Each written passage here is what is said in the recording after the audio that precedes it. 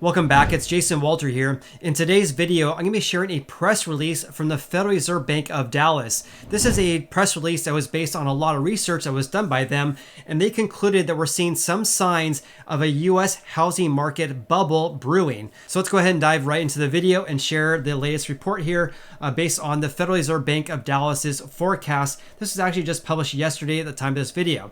So let me give you a high-level overview. So basically it said that home price appreciation started to greatly increase basically in early 2020. Obviously, this is during a time when a lot of people had the ability to work from home, and also mortgage rates decreased to record low levels, causing home prices to increase to record high levels as well. In this report, they say, we argue that the underlying causes of the run-up differ from those during the last housing boom. So the run-up we're seeing right now is very, very different compared to 2007 and 2008, for example, the global financial crisis. However, there is a growing concern that U.S. home prices are again becoming unhinged from fundamentals. They stated that rapid home price appreciation, such as what we're seeing right now, does not in itself signal a bubble. So just because home prices are at all-time record highs doesn't mean we're in a bubble. However, shifts in disposable income, the cost of credit and access to it, supply disruptions, and rising labor and raw construction material costs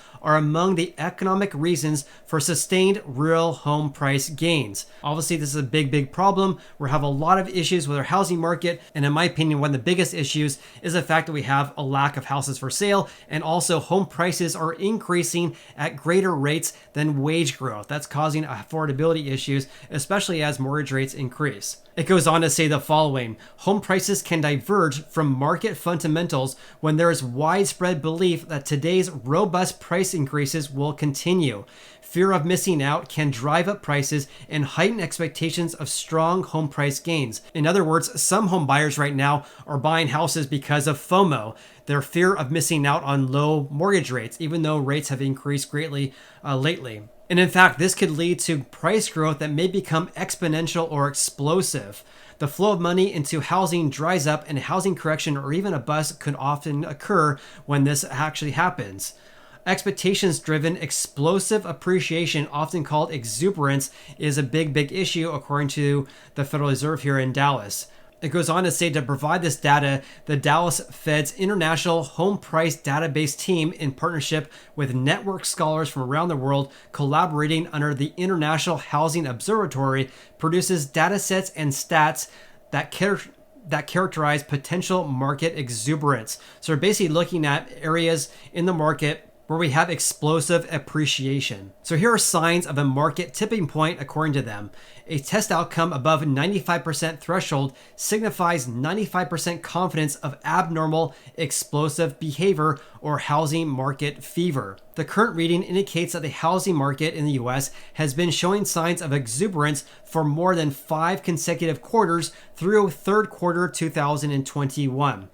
So here's a graphic depiction of home price gains over the past or ever since 1982. Obviously right now, during 2021, 2020, we've seen explosive home price gains. So right now we're seeing this exuberance factor of 95% confidence level has been surpassed in 2020 and 2021, and that's a reason for concern according to the Federal Reserve Bank of Dallas. It says the US is not alone in experiencing housing market fever though. 11 of the 25 countries that they actually track show signs of real home price exuberance. Another important metric that they look at is the ratio of home prices to disposable income.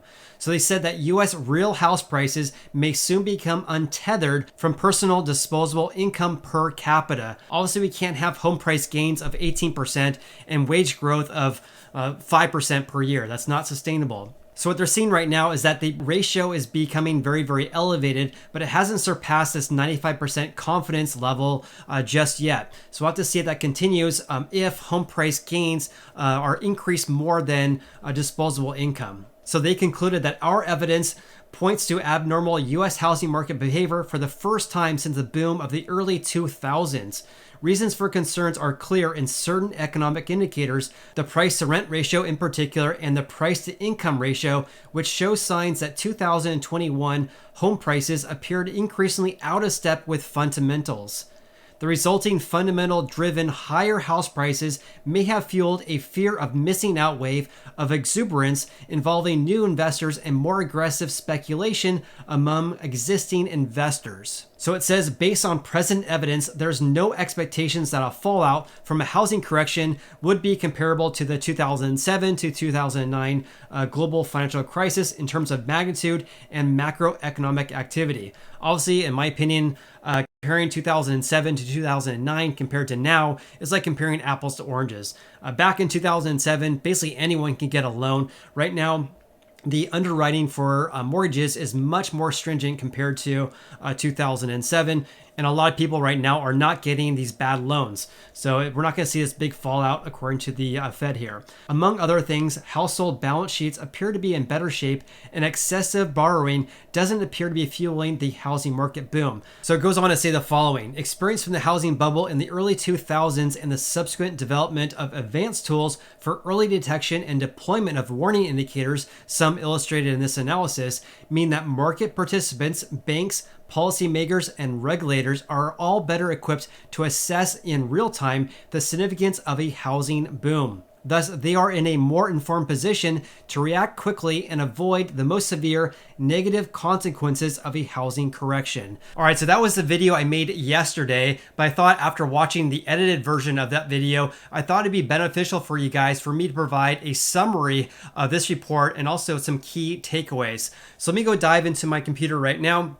And here's a brief summary of that report because there was a lot of information in there.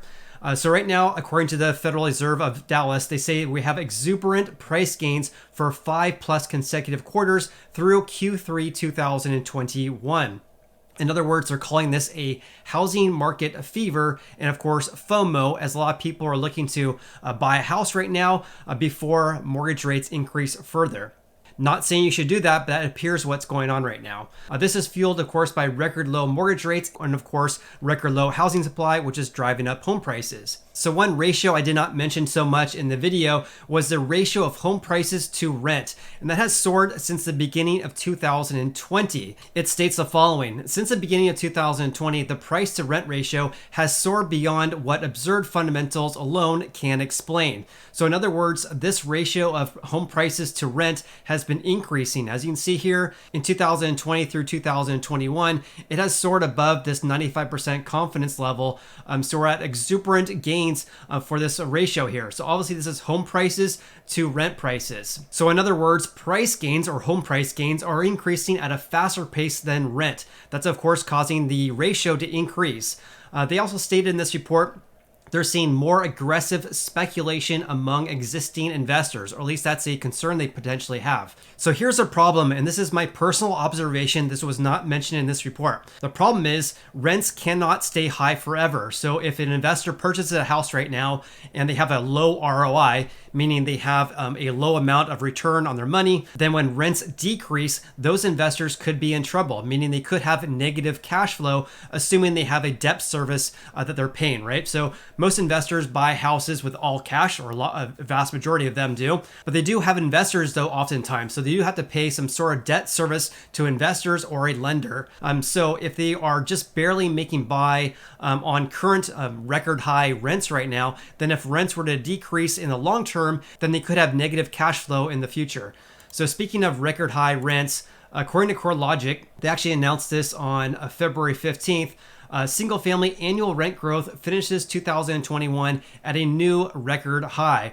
U.S. single-family rent growth increased 12% in December 2021, the fastest year-over-year increase in over 16 years. The December 2021 increase was more than 3 times the December 2020 increase. So in other words, the big takeaway regarding rent prices here is that if an investor is banking on getting record high rent prices for their property for 30 years, that's a big problem because rent prices cannot be this high forever.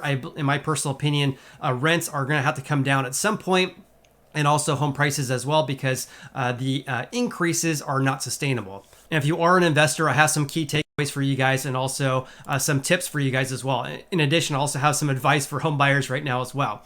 In addition to the ratio of home prices to rent, in this report from the Federal Reserve of Dallas, they stated that the ratio of home prices to disposable income has been increasing, and that of course is causing a home affordability issue. In other words, price gains have been increasing at a faster pace than people's income, causing an affordability issue. As you guys all know, home prices have increased by double digits. However, people's wages have not increased at the same levels. And of course, that's a big issue as far as affordability goes. And in my opinion, that is not sustainable. So here's my advice for those who are looking to potentially buy a house this year. So in my opinion, you should only buy if you have a stable job.